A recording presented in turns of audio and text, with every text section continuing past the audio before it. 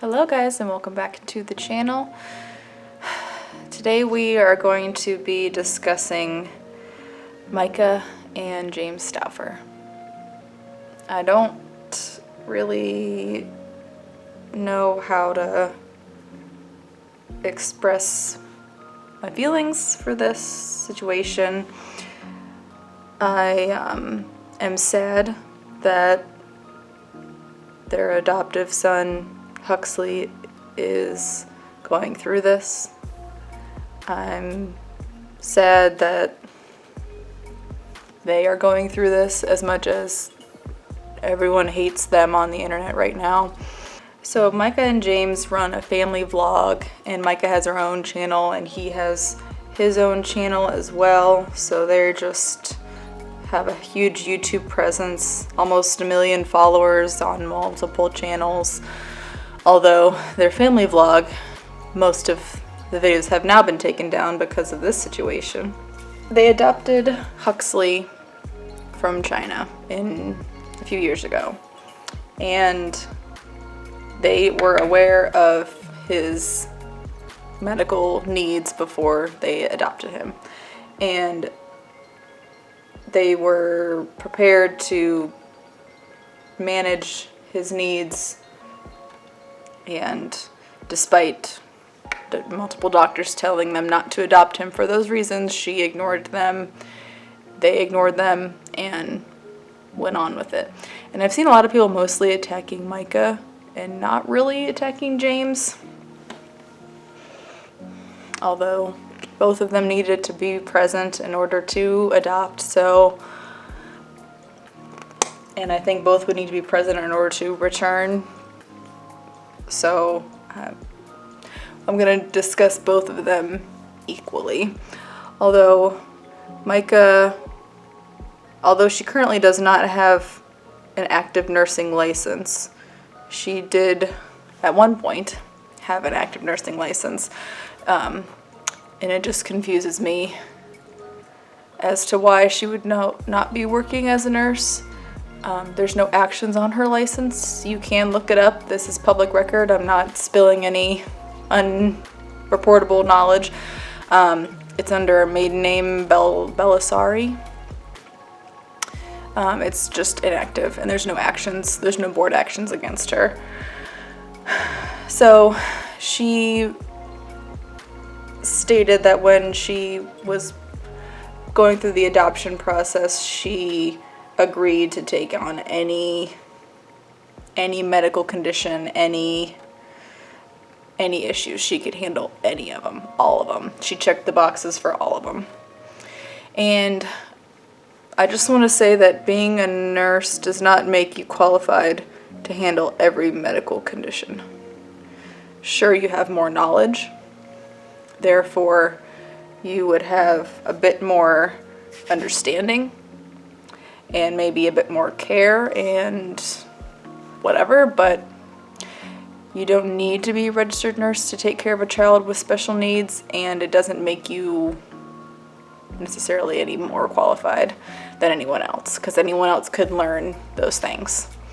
She eventually adopted Huxley. They set up a fundraiser to go to China, and I'm torn on the fundraiser part, because like if you don't have enough money to adopt a child and you need crowdfunding to be able to get there and do it, then maybe you shouldn't do it. But it's pretty clear they do have enough money to do that, because they have a huge, beautiful $600-something house and lavish cars and multiple successful YouTube channels that make an extreme amount of money every year. So I don't see what the crowdfunding was really for.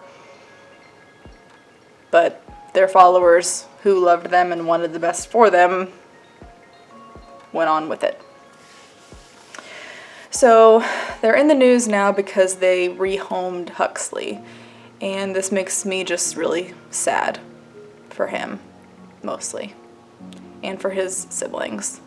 They stated in their video that's still up on their channel that they couldn't handle his issues anymore, and he was being violent towards their other children, and they sought medical help, and that was the best thing for him. And I don't fully believe that. It sounds a little fishy to me, like there's options for you, and we'll get to those later. So what do you have to go through to adopt a child from China? Like, why didn't she adopt a child from the US? A lot of people are claiming that she did it for clout, did it to make money, and we'll talk about family vlogs later. But so in order to adopt from China, from the US to China, at least one parent has to be a US citizen. Both parents have to be between the age of 30 and 49.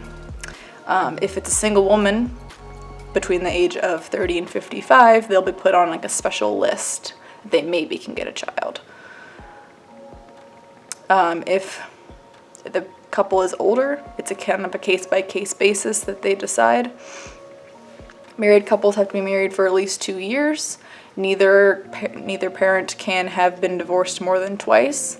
If either parent has been divorced, they need to be married to their current partner for at least 5 years. Education-wise, they have to have at least a high school diploma. Not unreasonable.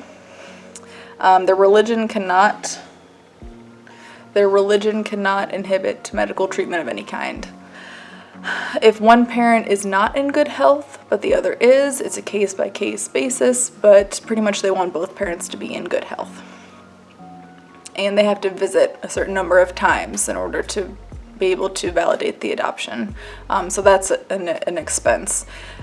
The internet says it costs about $15,000 to $25,000 to adopt a child from China, roughly. So what does it cost really to adopt in the US? Well, you have a lot more options here. To do a straight adoption, it'd be about $40,000 to $50,000 in the US, but you can foster. That would cost a little bit less. You can foster to adopt.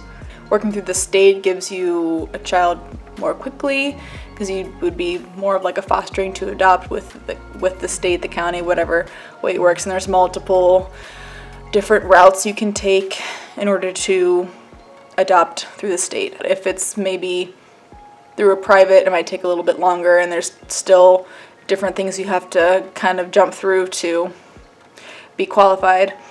During the adoption process, Myka pretty much put it all out on her YouTube channel. And I don't think that's wrong. She put what she was going through, there are multiple trips, and all the different things that they had to do in order to be qualified, and how she was feeling about it. And so, okay, not unreasonable to kind of put yourself out there like that. She already had a channel going, kind of like a mom channel going. I don't like family vlogs because it really just invades the privacy of your child and pretty much just puts your kid out there for everyone to see, and they have no say in what is or isn't online. And as we know, the internet is forever.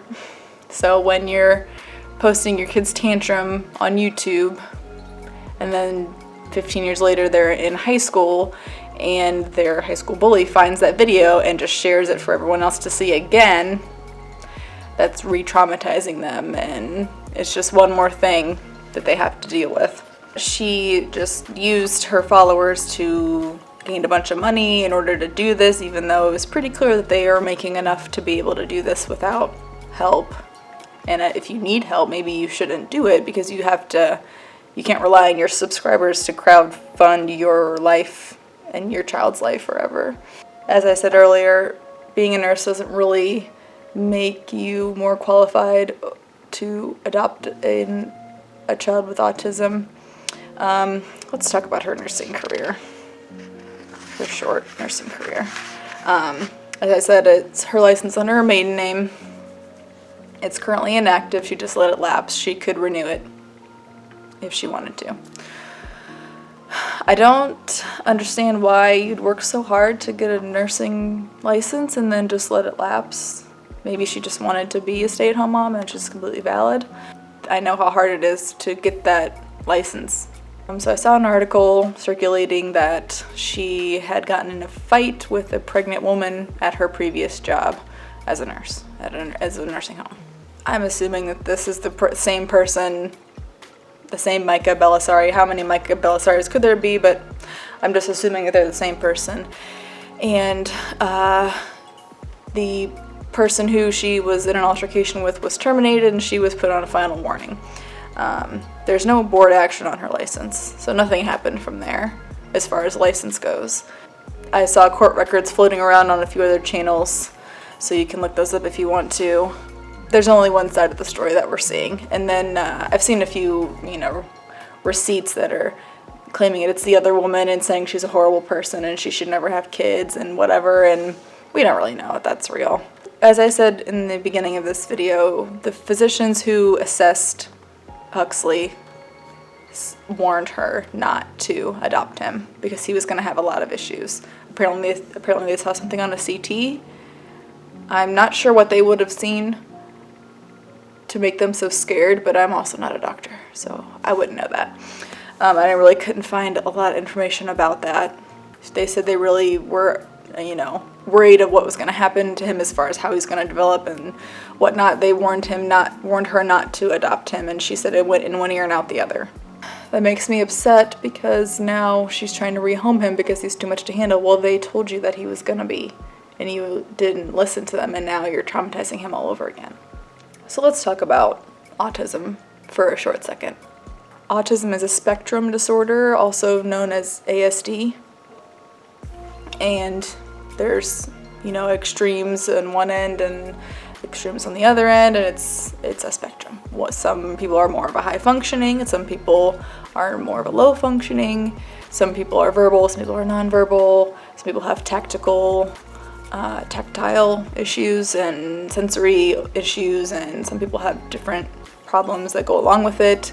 And it takes some time to learn how they process the world because they process it differently than a normal person would. What do they call that? Neurotypical? Than a neurotypical person might process the world. So I found this website called helpguide.org, and it was giving some tips on what you can do to better understand your autistic child and how to better help them and what things that they need to be more of a happy person. Consistency is important, a structure, a schedule, something that they can know is going to happen again and again the next time is something that is more beneficial for someone who's not neurotypical. They also recommended something called a safety zone. So that's just an area where they can go and decompress and be calm and have their space that is away from everyone else when they need that time. A lot of people give off nonverbal cues. Smiles, grimaces, eye rolling, shrug your shoulders, crossing your arms, touching your ears, whatnot. All of these are nonverbal cues. Non-neurotypical. People who are not neurotypical also give these cues as well. They might just be a little bit different than what you might expect from a neurotypical person. So you have to learn what things your child does and then what that means for them and how they're reacting to whatever's going on, because then you can preemptively not have that reaction by taking away what causes that reaction. When they have meltdowns, everyone has meltdowns.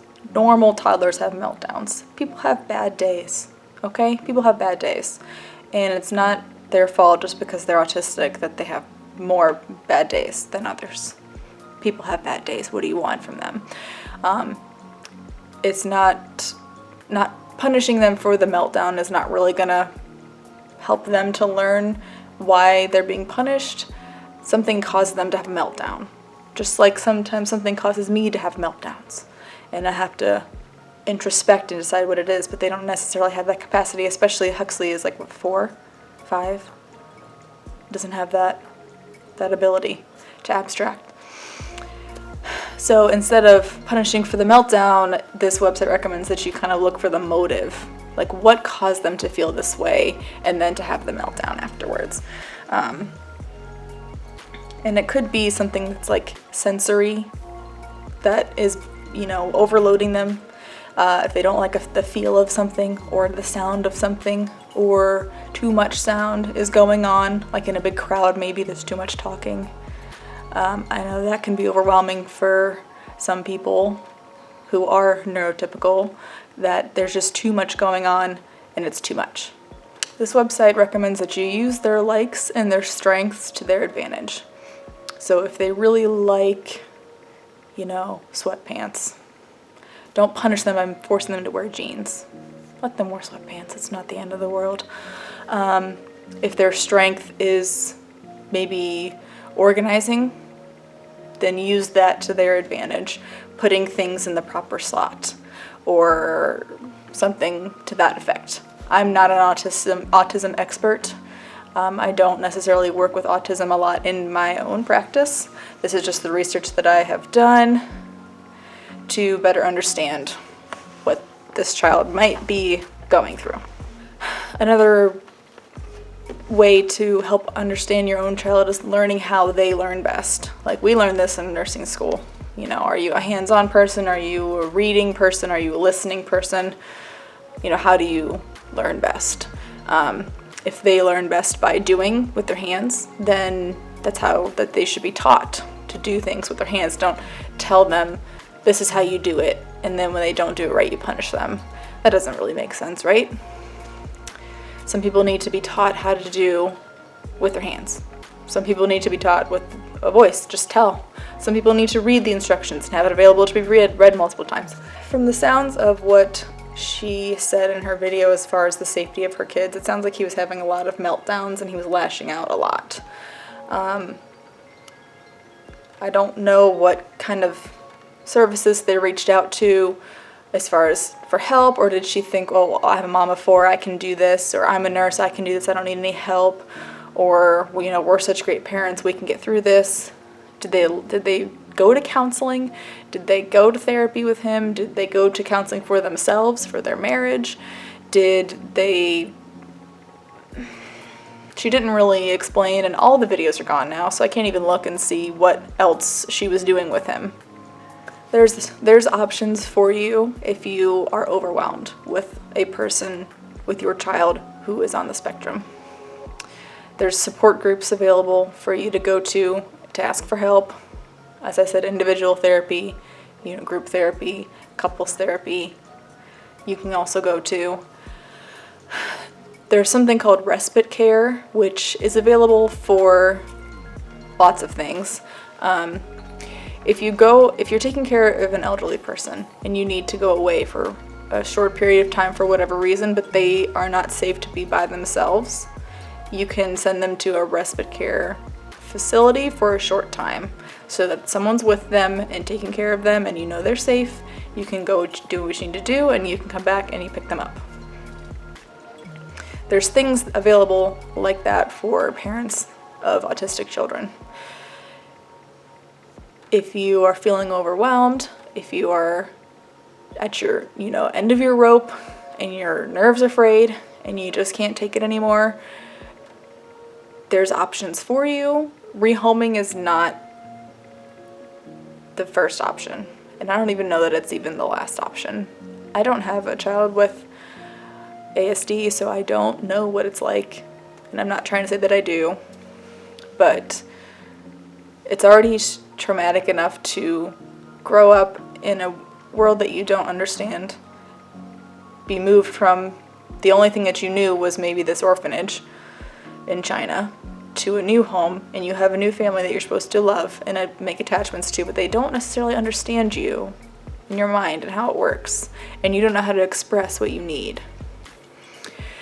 So you're frustrated, you're really trying to make it work, the parents are really trying to make it work, and then all of a sudden you move again and they're not there anymore and they don't come and visit you, and you're with people that you don't know, that don't understand you again, and you can't express what you need because Your brain just does not work that way. It's just not wired to say what you need in here and it flow out here.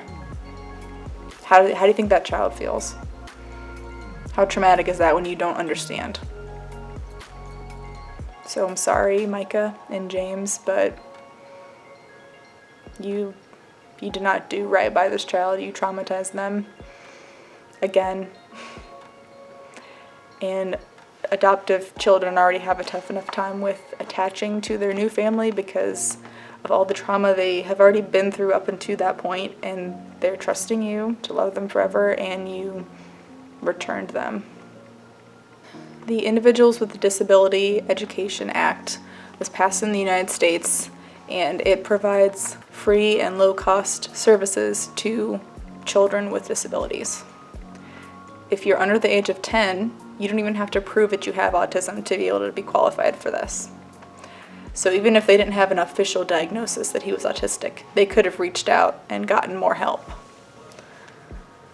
I don't want to blame them and say they knew what they were getting into, but she's the one who checked all the boxes and said, I can handle anything.